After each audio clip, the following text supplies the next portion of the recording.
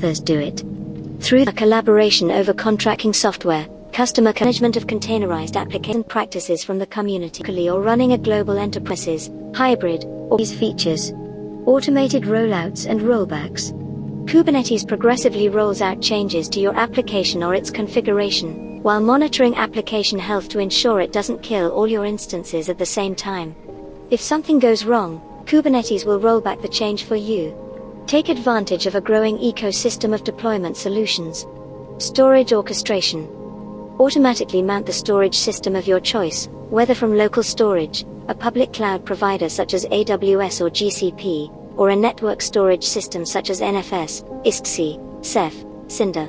Secret and configuration management. Deploy and update secrets and application configuration without rebuilding your image and without exposing secrets in your stack configuration. In addition to services, Kubernetes can manage your batch and C workloads, replacing containers that fail, if desired. IP4 IP6 dual stack. Allocation of IP4 and IP6 addresses to pods and services. Service discovery and load balancing. No need to modify your application to use an unfamiliar service discovery mechanism. Kubernetes gives pods their own IP addresses and a single DNS name for a set of pods, and can load balance across them. Self-healing. Restarts containers that fail, replaces and reschedules containers when nodes die, kills containers that don't respond to your user-defined health check, and doesn't advertise them to clients until they are ready to serve. Automatic bin packing. Automatically places containers based on their resource requirements and other constraints, while not sacrificing availability. Mix critical and best effort workloads in order to drive up utilization and save even more resources. Horizontal scaling. Scale your application up and down with a simple command, with a UI, or automatically based on CPU usage. Designed for extensibility. Add features to your Kubernetes cluster without changing upstream source code. DevOps process. Developing modern applications requires different processes than the approaches of the past. Many teams use agile approaches to software development. For these teams, DevOps is not an afterthought. In fact, customer satisfaction through early and continuous software delivery is the first of 12 principles in the Agile Manifesto. That's why continuous integration and continuous deployment, C/CD, is so important to DevOps teams. But just changing your development and operations processes isn't enough. You'll need to apply systems thinking to really optimize the way you deliver software. This means DevOps will lead to changes in the business units that request dev work and in the groups that support the end users. A continuous cycle of feedback from end users to the business is the key. Your process will need to change beyond how you do the work. It's inevitable that what work you do will change too. DevOps isn't just about speeding up creation of the same old monolithic software, it's about creating new kinds of software, better suited to this cadence of continuous delivery. That's why DevOps teams will often build their software using a microservices architecture and link these services together with APIs. Teams deliver faster by focusing on creating smaller pieces of functionality, so you'll have to focus on how those services and APIs are managed and have a strategy, like agile integration, for bringing it all together. Making these kinds of changes can take a lot of effort, but with the right technology you can get started right away. Automation can help you speed up your processes, and eventually migrate your DevOps workloads to the cloud. An IDC study once shows that 85% of IT leaders say automation is critical to their DevOps strategy. That's because automation lets an infrastructure withstand the constant code changes that come with DevOps. And it allows environments to continuously scale with ease. Automation helps your smartest people do the most important things by lifting the burden of mundane and repetitive tasks. Our experts can help your organization develop the practices, tools, and culture needed to more efficiently modernize existing applications and to build new ones. 12 principles behind the Agile Manifesto. Let us go, son. Our highest priority is to satisfy the customer through early and continuous delivery of valuable software. Boom, boom, boom. Welcome changing requirements, even late in development. Agile processes harness change for the customer's competitive advantage. Boom, boom, boom. Deliver working software frequently, from a couple of weeks to a couple of months, with a preference to the shorter timescale. Boom, boom, boom. Business people and developers must work together daily throughout the project. Boom, boom, boom. Build projects around motivated individuals. Give them the environment and support they need, and trust them to get the job done. Boom, boom, boom. The most efficient and effective method of conveying information to and within a development team is face-to-face conversation. Boom, boom, boom. Working software is the primary measure of progress. Boom, boom, boom. Agile processes promote sustainable development. The sponsors, developers, and users should be able to maintain a constant pace indefinitely. Boom, boom, boom. Continuous attention to technical excellence and good design enhances agility. Boom, boom, boom. Simplicity, the art of maximizing the amount of work not done, is essential. Boom, boom, boom. The best architectures, requirements, and designs emerge from self-organizing teams. Boom, boom, boom. At regular intervals, the team reflects on how to become more effective, then tunes and adjusts its behavior accordingly. Boom, boom, boom. Boom, boom, boom. What is a REST API? A REST API, also known as RESTful API, is an application programming interface, API or web API, that conforms to the constraints of REST architectural style and allows for interaction with RESTful web services. REST stands for Representational State Transfer and was created by computer scientist Roy Fielding. What's an API? An API is a set of definitions and protocols for building and integrating application software. It's sometimes referred to as a contract between an information provider and an information user, establishing the content required from the consumer, the call, and the content required by the producer, the response. For example, the API designed for a weather service could specify that the user supply a zip code and that the producer reply with a two-part answer, the first being the high temperature, and the second being the low. In other words, if you want to interact with a computer or system to retrieve information or perform a function, an API helps you communicate what you want to that system so it can understand and fulfill the request. You can think of an API as a mediator between the users or clients and the resources or web services they want to get. It's also a way for an organization to share resources and information while maintaining security, control, and authentication, determining who gets access to what. Another advantage of an API is that you don't have to know the specifics of caching, how your resource is retrieved or where it comes from. REST is a set of architectural constraints, not a protocol or a standard. API developers can implement REST in a variety of ways.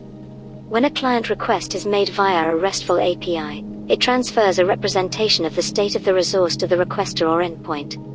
This information, or representation, is delivered in one of several formats via HTTP, JSON, JavaScript Object Notation, HTML, XLT, Python, PHP, or plain text. JSON is the most generally popular file format to use because, despite its name, it's language agnostic, as well as readable by both humans and machines. Something else to keep in mind, headers and parameters are also important in the HTTP methods of a RESTful API HTTP request, as they contain important identifier information as to the request's metadata, authorization, uniform resource identifier, URI, caching, cookies, and more. There are request headers and response headers, each with their own HTTP connection information and status codes.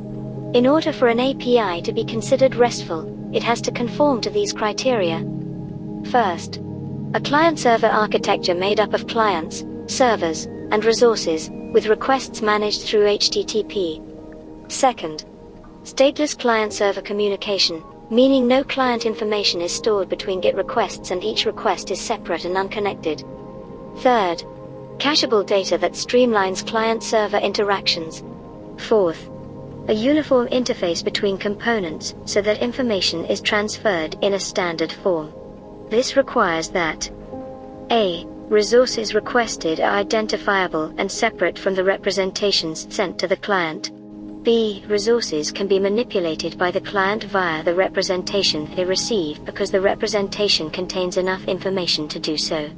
c. Self-descriptive messages returned to the client have enough information to describe how the client should process it. d. Hypertext/hypermedia is available, meaning that after accessing a resource the client should be able to use hyperlinks to find all other currently available actions they can take. Fifth, a layered system that organizes each type of server, those responsible for security, load balancing, etc., involved the retrieval of requested information into hierarchies, invisible to the client. 6. Code on demand, optional, the ability to send executable code from the server to the client when requested, extending client functionality. Though the REST API has these criteria to conform to, it is still considered easier to use than a prescribed protocol like SOAP, Simple Object Access Protocol, which has specific requirements like XML messaging, and built-in security and transaction compliance that make it slower and heavier. In contrast, REST is a set of guidelines that can be implemented as needed, making REST APIs faster and more lightweight, with increased scalability, perfect for Internet of Things, IoT, and mobile app development. REST versus SOAP. Overview. REST and SOAP are two different approaches to online data transmission. Specifically, both define how to build application programming interfaces, APIs, which allow data to be communicated between web applications. Representational State Transfer, REST, is a set of architectural principles. Simple Object Access Protocol, SOAP, is an official protocol maintained by the World Wide Web Consortium, W3C. The main difference is that SOAP is a protocol, while REST is not. Typically, an API will adhere to either REST or SOAP, depending on the use case and preferences of the developer. REST, Representational State Transfer. REST is a set of architectural principles attuned to the needs of lightweight web services and mobile applications. Because it's a set of guidelines, it leaves the implementation of these recommendations to developers. When a request for data is sent to a REST API, it's usually done through Hypertext Transfer Protocol, commonly referred to as HTTP. Once a request is received, APIs designed for REST, called RESTful APIs or RESTful Web Services, can return messages in a variety of formats: HTML, XML, plain text, and JSON. JSON, JavaScript Object Notation, is favored as a message format because it can be read by any programming language, despite the name, is human and machine readable, and is lightweight. In this way, RESTful APIs are more flexible and can be easier to set up. An application is said to be RESTful if it follows 6 architectural guidelines.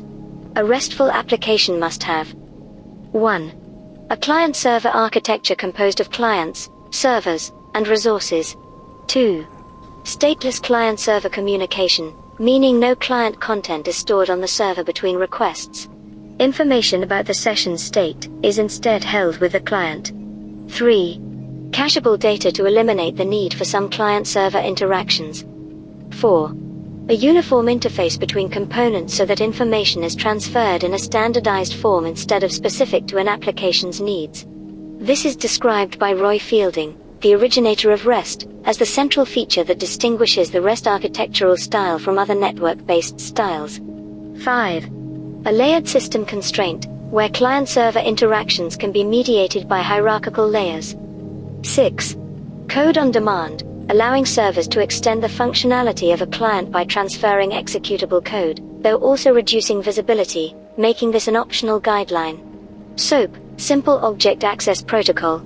SOAP is a standard protocol that was first designed so that applications built with different languages and on different platforms could communicate. Because it is a protocol, it imposes built-in rules that increase its complexity and overhead, which can lead to longer page load times. However, these standards also offer built-in compliances that can make it preferable for enterprise scenarios.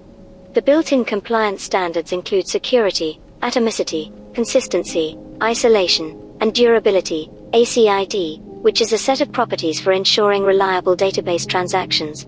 Common web service specifications include 1. Web Services Security, WS Security, standardizes how messages are secured and transferred through unique identifiers called tokens. 2. WS Reliable Messaging, standardizes error handling between messages transferred across unreliable IT infrastructure. 3. Web Services Addressing, WS Addressing, packages routing information as metadata within SOAP headers, instead of maintaining such information deeper within the network. 4. Web Services Description Language, WSDL, describes what a web service does, and where that service begins and ends. When a request for data is sent to a SOAP API, it can be handled through any of the application layer protocols: HTTP, for web browsers, SMTP, for email, TCP, and others. However, once a request is received, return SOAP messages must be returned as XML documents, a markup language that is both human and machine readable. A completed request to a SOAP API is not cacheable by a browser, so it cannot be accessed later without resending to the API. SOAP versus REST. Many legacy systems may still adhere to SOAP, while REST came later and is often viewed as a faster alternative in web-based scenarios. REST is a set of guidelines that offers flexible implementation, whereas SOAP is a protocol with specific requirements like XML messaging. REST APIs are lightweight, making them ideal for newer contexts like the Internet of Things, IoT, mobile application development, and serverless computing. SOAP web services offer built-in security and transaction compliance that align with many enterprise needs, but that also makes them heavier. Additionally, many public APIs, like the Google Maps API, follow the REST guidelines. Day what? Day 22. OTDR, Optical Time Domain Reflectometer. OUI, Organizationally Unique Identifier. PaaS, Platform as a Service. PAN, Personal Area Network. PAP, Password Authentication Protocol. PAT, Port Address Translation. PC, Personal Computer. PCM, Phase Change Memory. PDoS, Permanent Denial of Service. PDU, Protocol Data Unit. CCNA, Subnetting Class C networks. When subnetting a Class C network, you follow the same steps, but because you are doing all of your manipulation of bits in the last octet, you will see some different numbers for things like the network IDs and the broadcast address. With Class A and Class B, those addresses usually end in a 0 or a 255. In the scenario, you have a class network address of 202.78.34.0 and you need to divide the network into 12 subnets. So. The subnet mask is 255.255.255.0 or 24 ones and 8 zeros. To make 12 subnet you need to mask 4 bits. 2 to the power of 4 is 16. So it is more than 12. Okay. Fine. So. Your new subnet mask would be all 255 in the first 3 octet and then converting last binary to decimal. 4 ones is 128 plus 64 plus 32 plus 16. So 128 plus 64 is 192. Next. 192 plus 32 is 224. And last. 224 plus 16 is 240. So. Your new subnet mask for 12 subnets is 255.255.255.240. Now you could list all the combinations of those 4 bits you masked to get all network IDs but whatever son, right? As you can see, since all the action is in a last octet, you will be doing a lot of calculations. And it is not some obvious at the first sight. Boom boom bap. Mr. Kelly asking me question. Maybe there is a chance, son. Ha ha ha. I'm back, who's back, bitch? You and him.